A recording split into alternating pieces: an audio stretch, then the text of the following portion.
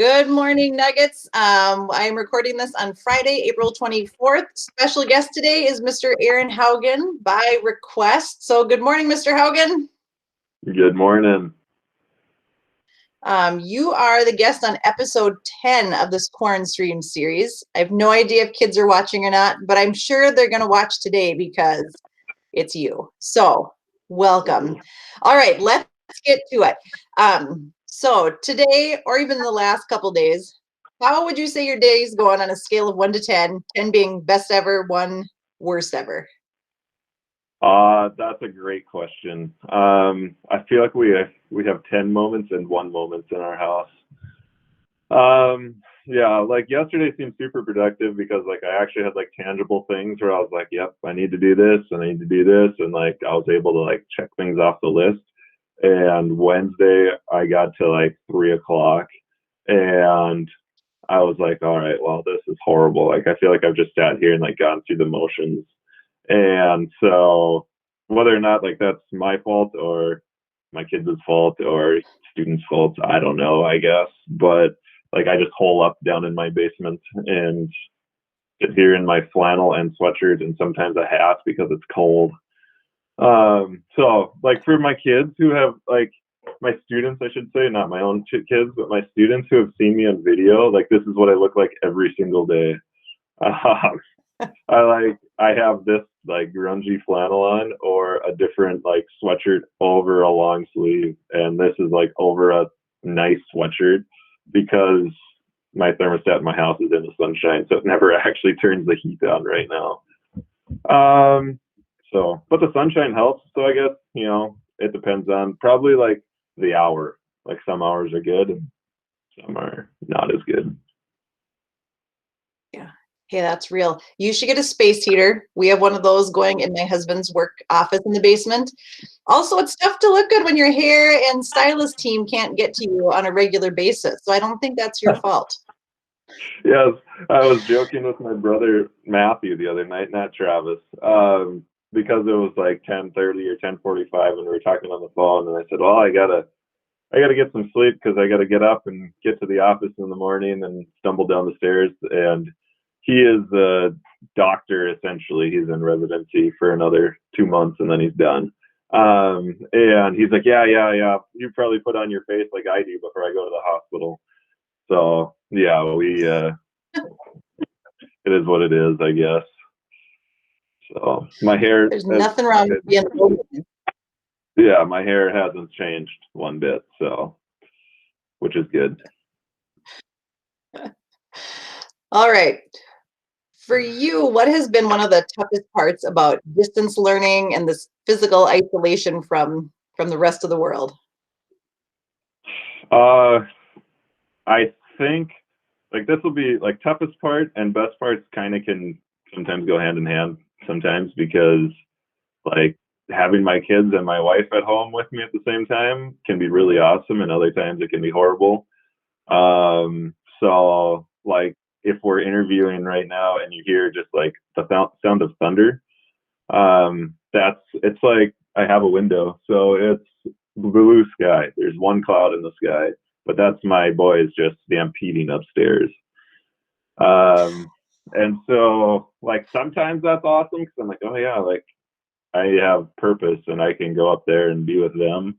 And other times it's like this is horrible because I can't get anything done because I have a 2-year-old and a 4-year-old trying to move my mouse while I'm recording a video or building a homework assignment or whatever I'm doing. It's also horrible not seeing coworkers and students and like getting to do things in person. Like it was administrative professional day the other day and I had to send an email to Terry and Rhonda instead of, going into their office and saying thank you. Or like I think I did a Google Meet with Gunk and Wooleen like a week and a half or 2 weeks ago at like 8 a.m. or so.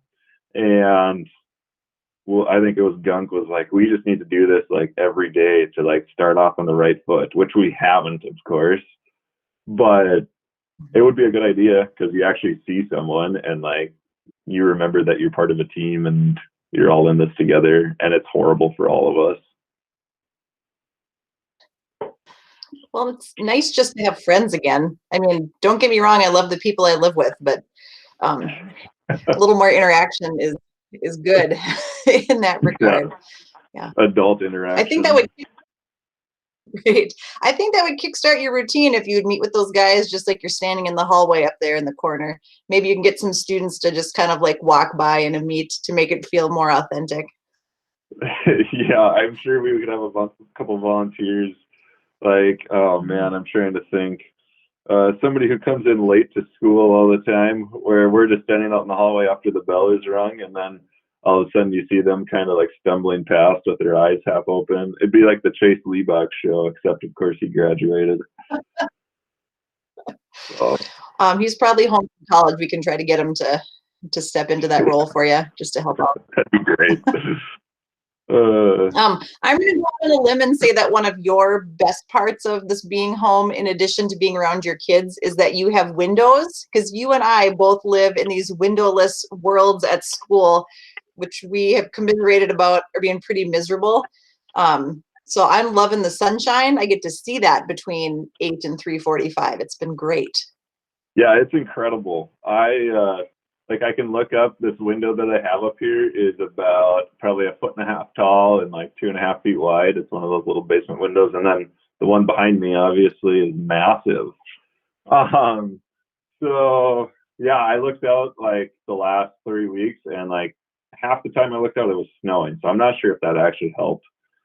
But no, it's nice. Like most of the time in the mornings, especially with how like my windows are facing. I don't even turn the light on because it's just like natural light in here, which is a new concept for me. So right. It's nice. I'm a little worried about going back into the windowless workspace whenever we do get back to school. I think that's going to be tough. It's going to be brutal. I was out on a walk yesterday with my middle child, and we walked past the house, and I saw they had their iMac set up like in their front window.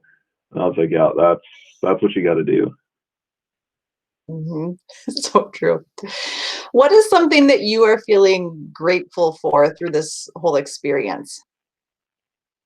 Well, obviously, I think maybe not obviously, but I guess just like the fact that we're healthy right now, which like is just put in a different perspective, I think, versus like, I don't know if normal is the right word, versus normal times. But like my wife is a nurse, and so obviously she sees different things these days than she has in the past 7 years of being a nurse. And we both have we're both still working, which is not the norm right now. So that's been good. And then like honestly, like we talked about it already, but like the sunshine that we've had the last week at least has been nice. So just being able to see that and spend time outside and not have to worry about shoveling and things like that. And we can just spend time outside and just kind of like almost feel like summer in a way, even if I'm holed up down here for hours at a time. But we're getting closer to where we don't have to worry about distance learning for a while, and we can just have summer. So we're going to get there. Yeah. Yep. The end of May happens. Whether we get all our stuff done or not, it always comes when we get that break. For you, what are some of the things you do to take care of yourself that seem to work the best for you? It's an interesting question because I feel like it's probably like changed and adapted over the last month or however long we've been doing this. Because like despite my physical prowess, I am not a big exerciser. Like I always I'd play morning ball or whatever. And like I walk obviously around school, but not like walking with intention or anything like that. So like I've actually exercised like actual exercises the last probably 3 weeks now, and it's incredible. Like I feel like even if it's like Wednesday, so Wednesday was a rough day like educationally, but like Wednesday night my wife was on a Zoom meeting with their sisters, just talking to them. And so like I got the kids down and came downstairs and worked out for 20 minutes and showered and like felt great. So exercise has been big for me. Interestingly enough, like as an extreme introvert, like even though I'm holed up in my basement, like it's not like intentional time to myself. So I still like, I don't think necessarily my wife gets it, who like could not see enough people in her day probably. But like I still need like actual time to myself, even if my time to myself down here technically is by myself. So whether that's like reading a book or just like going for a walk quick by myself. But that's hard because I don't have a half-hour drive anymore either. So like I am done and I open the door from the bedroom that I'm holed up in, and then all of a sudden there's like 3 kids there, and it's just different, which is fine. And then I think like the biggest thing, and this is hard, each day is different in this aspect, but it's just like perspective. Like we have 5 people in our family, we're all healthy. I'm still getting paid to teach, kind of, even though it looks different than I signed up for. And so like trying to like the mental challenges are different each day, but trying to have that perspective of like, yeah, things are okay. We're all in this together, obviously. And like we just need to like keep on keeping on, basically. Like you've got to power through. Mm-hmm. Yeah, which for me has been the battle of my own head, just to not lose myself in the, oh my gosh, it's going to last forever. It's so bad. To really take a deep breath and step back and go, okay, just relax. You're going to make it through this. Is tough.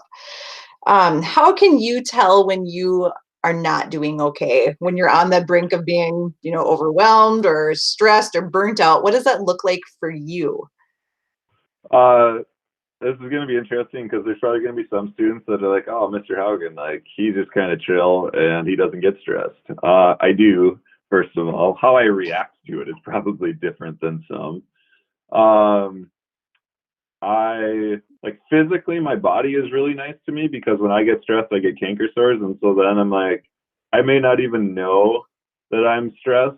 And then I'll wake up one morning and I'll have a canker sore, and it's really frustrating because they're like inside your lip and it really hurts. And I'm like, oh, I wonder what's going on right now because apparently I'm stressed.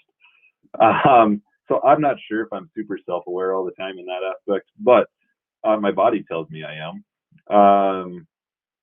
And then like it'll be super obvious in my interactions with my kids, which I get more of these days. And like in theory, I guess it's kind of nice because I take it out on them rather than a student or something. But like I'll be short with them, and then like 10 minutes later, I'll be like, oh man, like I didn't have to do that, or like what's going on because I did that. The last thing I think is like I'll go through a phase, and I did this Wednesday, and I made a mental note Wednesday. But I'll stop just doing things, and I'll be sitting there, and like 10 minutes later on my computer, I'll be like, okay, what have I done? And it was nothing. And honestly, like I feel like that, I don't know if that's like a fear-based like decision, or like kids do this all the time too, and adults do too. But like I'll look at an email and I'll be like, that's going to take like 5 to 10 minutes to respond to. Like I'm going to push that one off. And pretty soon I've got like 6 5 to 10 minute things to do. Whereas like it's not necessarily even that they're hard. It's just like I just don't want to take 5 minutes to do this right now. And so like it's almost like I'm just like I've had enough of this, so and I'm just gonna let things stack up, and then it just gets worse, of course. So like sometimes I just look at things and like, okay, why am I not responding to this email, or why am I not writing this test or whatever? And honestly, it's just like laziness / like fear of being tied up for 30 minutes. Like so once I recognize that, then I can like just like flip the switch and be like, all right, I'm going to start typing. Even if I delete everything in the email or whatever I'm needing to do at the time, like at least I just started. Because once you start, and like kids do this with homework all the time, like once you start, it's actually not that bad. But starting is hard, even if you're 30. Yeah, I think avoidance is a super effective way to feel less stress in the short term. And in the long term, it always piles up. But there's a reason we all do it, is because it works super duper well. I also am guilty of that. I think probably everyone is. If you had to give one tip to your students about how they can take care of themselves, what would you suggest to them, just knowing your students? I would say first off, like you need to like self-awareness is like we've talked about it in like the soft skills and stuff for the last couple of years now. And like depending on the class that looks different, of course, but like self-awareness is key. And so like for me, if I'm not doing something, like honestly just stopping and like consciously asking myself why I'm not doing it is a big step. So like if you aren't getting an assignment done or whatever the deal is, like if you consciously ask like, okay, did I actually not have time to do it? Like, did I actually have to work this amount of time? Or did I waste 25 minutes doing this, looking at my Bitmoji story on Snapchat or something? Not that I've done that, but occasionally I have. Yeah. So, and then like, secondly, like when you ask yourself that, like you have to be honest with yourself and you have to like allow yourself to be honest with yourself. Because if you're not going to be honest with yourself, then what's the point of asking? So like if I need to like do a bunch of grading, like, and I ask myself why I don't want to do it, like, is it honestly going to take me that long, or is it just like avoidance, like we talked about? And avoidance is super effective, like you said. So like just being honest with yourself and like, what do I actually need? And sometimes life is hard sometimes because like you don't actually know what you need till you do it. So like if you need to go for a walk, but you've literally never gone for a walk in your life, or like not in your conscious memory at least, like you may not know that you need to go for a walk, but it's supposed to be 65 today, so you might as well get outside a little bit. Right. Finally, it's going to be nice. And for the foreseeable future, hopefully it'll stop snowing every day. All right. This question comes from a student. How are you managing your time wisely for your work and teaching? I'm not, probably is the best answer, or not always at least. I, as somebody who teaches Excel, now Google Sheets, I guess. I'm somebody who likes things in like we're in order here. So I just have to make sure like I'm ahead of the kids. So like the first week was horrible. I had no clue like how much I needed to work or anything. Like none of us did. Or like how long certain things were going to take. We had an advantage because we were on like the G Suite stuff since, October-ish or whatever. But so it wasn't completely new. But like the first week, like Sunday night after the week, like Sunday night, I looked at Kelsey and I was like, I think I probably need to work a little bit more the next week. And she's like, yeah, I was kind of surprised you didn't actually work that much this week. And I was like, oh, like if you're saying it, then I probably need to like actually be down there more. So we kind of figured out a schedule finally, which helps big time. Like, and for kids, that's going to be tough depending on the situation. Like if you're the only kid in your house and you have your laptop and from 9 to 11 every morning, you can just be doing chemistry or whatever your deal is. And then from 11 to 11:30, you can spend time typing or whatever you need to do for my class. Awesome. But if you have 3 younger siblings in elementary school and a parent also working from home and you're supposed to go to work at wherever at 2:00, like that changes a lot. So the schedule stuff has to change, but you have to get on one, and if you aren't, then try writing it down / communicating it with your family. Because the communication thing is big. Like, if I didn't actually tell Kelsey my expectations, then I'd just probably be frustrated because my expectations weren't being met, even though in my head, like, they're clear. But until I tell her, like, amazingly enough, 7 years in, you still can't read your spouse's mind. So, and probably longer than that too, but maybe someday we'll get there. I've been doing it for about 15 years and it still isn't going good. We had to work on that this morning already. So that's just, I think, human interaction. And I am quite confident that all of our students out there are probably not having super smooth family relationships or significant other relationships with everybody now that we've been stuck together for so long. So work in progress. If you have kids that are struggling in your classes, or even in other classes, but in your class in particular, what advice would you give them about what they should do? Honestly, I think communication is the biggest thing. If you haven't tried to communicate with the teacher, whether that's me or someone else, like, that would be a good first step, because I don't think any of us are going to yell at you. Like, if you say whatever, like, either I don't understand what I need to do, or I'm like way behind because of this, and this, even if those excuses aren't amazing, like, at least you tried to communicate with us.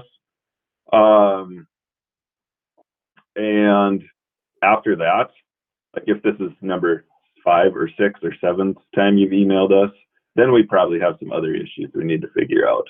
But honestly, like, I got a message on Google Classroom, I don't know what day it was, Tuesday maybe, that said, like, sorry, I'm not going to get this done during the school day. Like, I have to go to work in 20 minutes or whatever it is. And I said, okay, like, let me know, or not even let me know. Like, I'll get notified when it gets done, but sounds good, thank you. And it happened once, and it hasn't happened again for that same student. And so it's like, oh, if that's the first time and it hasn't happened again, that's not a big problem at all, at least in my mind. If this is something that's recurring, then we have issues that we need to work through, whether that's like family dynamics or like just personal stuff where you need to just work on your own self. But communication is step number 1, and then we can go from there. All right, last question. And sorry if you can hear my kids in the background. They are on the other side of the door screaming and fighting. So happy Friday morning in our house. What do you want students to know? This sucks for everyone. That's like number 1. Like, that doesn't mean like each of our individual struggles aren't valid. That's for sure. Like, even if like everyone's in the same boat, we're all like having to do distance learning, either from a teacher or a counselor or an administrator or student side. Like, we all technically are in the same boat, but that doesn't mean like each of us are rowing the exact same way, because my 3 kids are not the same as Mr. Gunkelman's 2 kids or Mr. William's 1 kid. And that doesn't mean mine are harder or easier. It's just different. So, like, honestly, we all have tools that we've been given, whether or not like we remember them is one thing probably, but like, we've got to use those to like help cope with whatever's going on. So, and that can be in good times too. Like, we have to handle success well, and then we have to handle like my Wednesday well, and hopefully I don't repeat Wednesday today, but like, at least I know like, okay, Wednesday kind of sucked, but like, here's 3 things I can do to help Friday be better. And honestly, when the word starts with Friday, like, that's a start at least. But we're all in it together, but also like, that means your struggles are still valid. And so like, if you need help, ask, obviously, whether that's a teacher or a counselor or parent or aunt and uncle. But like, we're here for you, and that we all want to succeed, and we also all want to get through it almost. to a point too. Yeah, I totally agree. Well, that winds up our time together. Is there anything else you wanted to throw in before I let you go? I don't think so. I think actually. So okay. So you sent me one of these, well, two of these actually, that I could watch before we started interviewing. And so like one of them was Levine's, which I don't know. Was that number 9? Was that like right before me maybe? Yes, that's dropped to students on Thursday, yesterday. Yeah. So, which was amazing, of course. So, if you didn't watch Levine's, you need to go watch it. But like in each of them, I was watching, and like every time you popped up, right above your right shoulder, it looks like you have this massive jar of pickles, and it's like, so I have no idea what it is. It doesn't really matter. But yeah, there we go. This is an aloe plant in a pickle jar. It is Nuggets, a pickle welcome jar. to my family. We're kind of nerdy because we're still recording here, Mr. Haugen. The Yeah, running that's joke fine. in my family is that my aunt always brings the pickles to Christmas, and they are so good. And it turned out one day that she just brings this kind of pickles, and so you can't really see it, but she made a little ribbon, like Photoshop, that says Diane's Pickles to cover the blue ribbon. So it is indeed a repurposed pickle jar with an aloe plant in it. That's so good. Welcome to my house where we have a little bit of fun and are kind of I could nerdy. not, like, I know we all kind of deal with things in our own way, but I could not like figure out in my mind like what Mrs. Beauchamp needed a jar of pickles for. Like maybe she just needed to work on her sodium levels or something. Why not? We all get a little weird when we stick at home too long. That's the You're story telling me. about the pickle jar. Now you know, Mr. Haugen, and the rest of the nuggets out there as well. Hey, I'm glad I could help. There's people helping people. Now you can sleep at night knowing what it is. All right. Well, thanks for joining us, Mr. Haugen. It's a pleasure to kind of visit with you and pick your brain and hear how things are going. Nuggets, if you have any more guest requests, keep them coming. I love seeing who you're suggesting. It's been a really nice variety of people that have agreed to come on. The request box is in my Google Classroom, so just fill out that form. And take care of yourselves. Look for another episode of QuaranStream dropping later on this week. Take care. Yeah.